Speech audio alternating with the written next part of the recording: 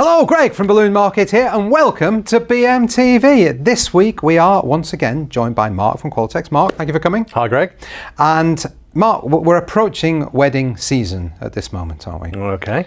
So, I think we should do something about weddings. Have you got anything that you might think would be fun? The best thing about weddings is there's so many locations to decorate, but we could do something really fun, I think. Let's do that. Okay. Okay, over to you. So we're going to do a bride and groom. Not a bride and groom that you've probably seen before, but we're going to make it into something a bit more fun that you'll see at the end. Okay. So you're going to help me out? We've done some pre-inflation. Yes, I've got some. I've got my job. But I want to use one of our 3-foot white hearts and some 646 Qs. Okay. 646 Qs, when fully inflated, are 6 inch in diameter by 46 inches in length. Okay. But we don't need them that long. Yeah. Okay. So what I'm going to do, I've got our precision air from Conwyn here. I want to inflate part of this balloon, but I want to fully inflate it. So what I'm going to do is I'm going to roll the part of the balloon that I don't want to use all the way onto the nozzle. Okay. So then that will inflate from that point. That will inflate upwards. from that point upwards.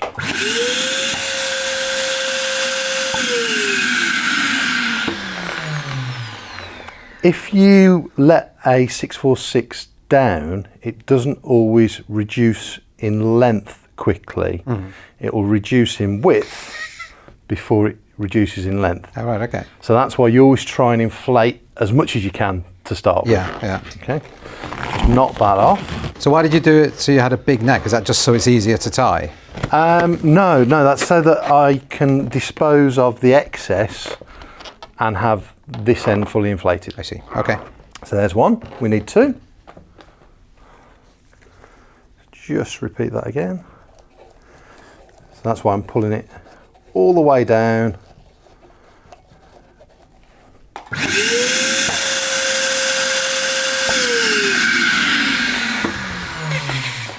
So is it just through experience, you set that to 2 seconds? I've set that to 2 seconds, and that's because I know that fully inflated is about 4.5 seconds. Okay. And I want approximately half that. Okay. And then we need a 3-foot heart balloon. Okay. Now normally you might inflate these as you're creating, but you're going to inflate them all first. We're out of order because we've already done some pre-preparation. Okay. When inflating hearts, I think it's really good, or any shaped latex, to make a nice pronounced shape at the top. Okay. And we don't need this fully inflated, but close to. So I want to ensure in these areas that I've pre-stretched the balloon so that we get as much as we possibly can out of the thing. So all I'm doing here is stretching the top area. Because we have had in the past problems with heart-shaped balloons bursting, and is that because we've not stretched them? I don't think it'll be because you've not stretched them. You've got to ensure that you're stretching the balloon evenly on inflation. Yeah. And obviously using a precision air is one of those examples where you don't have a lot of control once you've hit the start pedal. Yeah. So, if you're not used to inflating shaped balloons, shaped latex, I'd really recommend using something that you can inflate slowly and you've got control over. So just like a normal hand pump would be fine. Just yeah, but not for a big one. Not for a 3-foot. That could take us some time. So now I'm going to actually put this up to 19.9 seconds. So this is quite a long inflation. Okay. And then I'm going to have to inflate again. All right. The neck's rather large on this balloon, so also you need to make sure that you get a good seal. Yeah.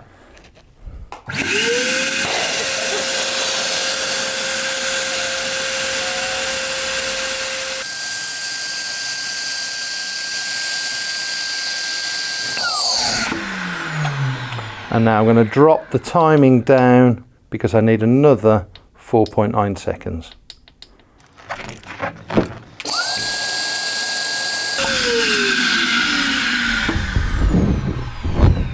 Okay, so there's a heart-shaped balloon. We don't need it fully inflated for this particular job. Okay.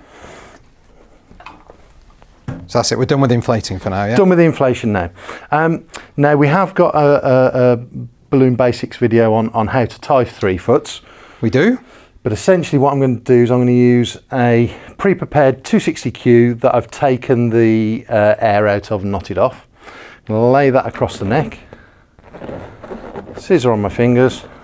Stretch the neck out. Pass the neck to my little finger. And retrieve the neck from the other side. Pass the full bead in between my thumb and forefinger. And then I'm going to use the stretch of the 260Q to pull it over my fingers. Yeah.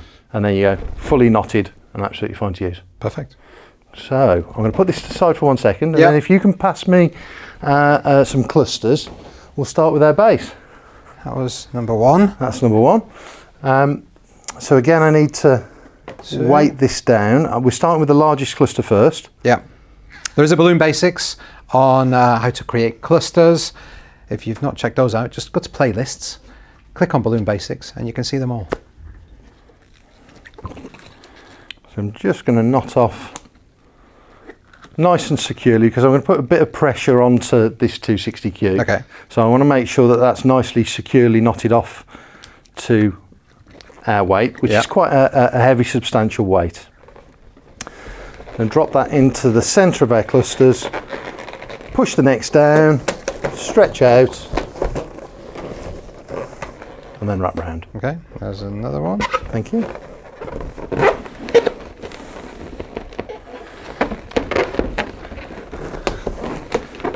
This always impresses me because you end up creating something quite large really quickly. And that's the beauty using the scale of the balloons. Yeah. You know, it doesn't take long, as you can see, with pre-inflated product.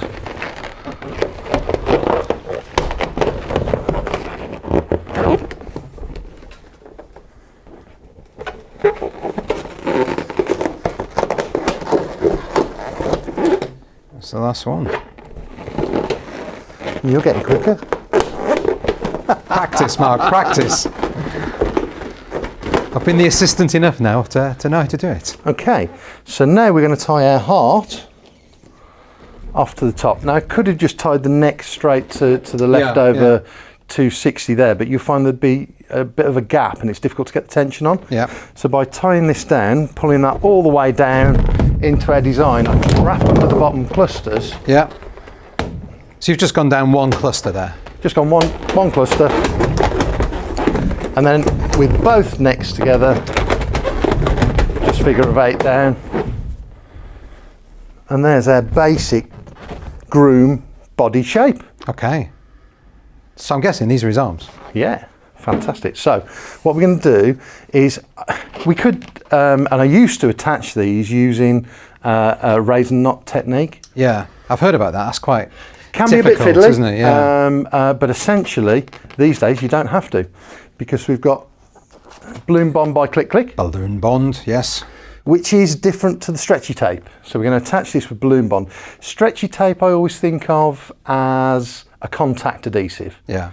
Whereas the balloon bond takes a little bit more time to cure, Okay. but is infinitely more stretchy. So as latex expands in heat and contracts in cold, and as it loses some of the smaller molecules inside the air, it will go down, but very, very slowly. Yeah. The nice thing about balloon bond, it reacts to that by just going down at exactly the same rate. Yeah. It's a fantastic product, Yeah. but it takes a bit of time to understand when you use that opposed to stretchy tape. And it helps if it's warm, doesn't it? As for most tapes, the warmer it is, the better. Is that right? Up until a point. If it's too hot, then you won't get that drying bond that you need. But if you keep it in the garage or something like that, Yeah, you want exactly. to. I know sometimes people say put it on a radiator for a while and that sort of stuff. Is that what you recommend? Room temperature's fine. Okay. All right. So I'm going to remove our excess here. So that's our one arm. I want a little bit of shape to our 646. So I'm going to shape this by physically bending it and then just creasing up the latex. Okay. And you can see that you automatically start to banana the balloon. Don't like that. is that not good? I don't like it a lot. I don't like that one. Definitely don't like it a lot. Oh, stop it. Okay, we'll stop that. So to use our balloon bond, what I want to do is I want to attach the arm to our character. Okay. Just here. Yep. So this is where I'm going to attach our balloon bond. I'm going to take a generous amount because again it's not a contact adhesive. And the nice thing about this is that you can pre-prepare all of this. So once you've taken off the white layer, you can lay this in the right place on the balloon.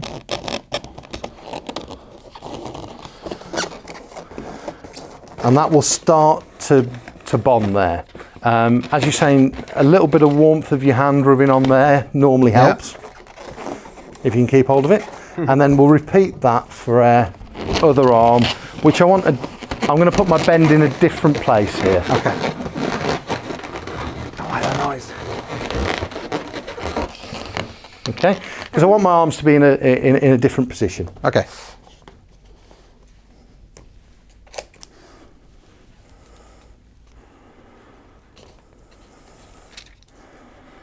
Okay, if you can hold that there for me, Greg.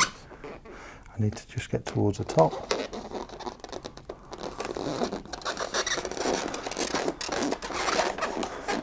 Fantastic. And then all we need to do is to ensure that we're carefully peeling away the backing tape and not the glue itself. Yeah. So you can see there, you start to see the peel. You see how stretchy it is.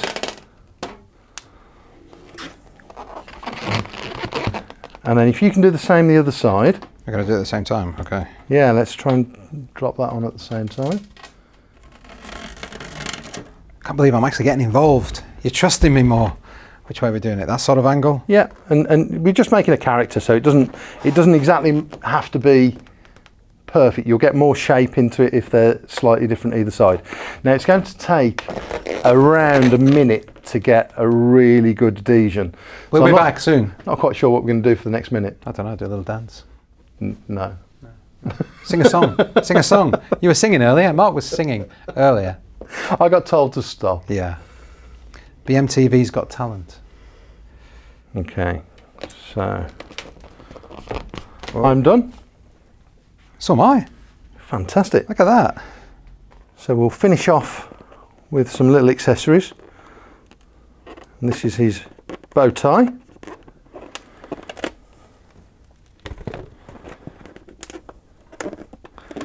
And again, once you've prepped with it, it's really, really nice to work with.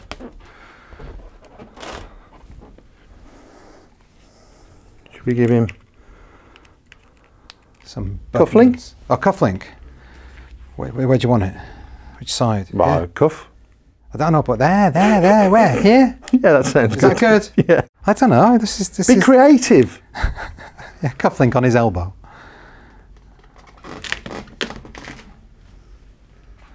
And then a couple of buttons on his very expensive dress shirt.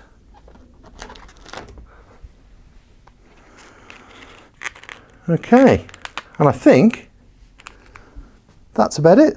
What about his head? Sorry? His head. Head. There's no head. You asked for fun. What headless groom is fun? Come on. Oh.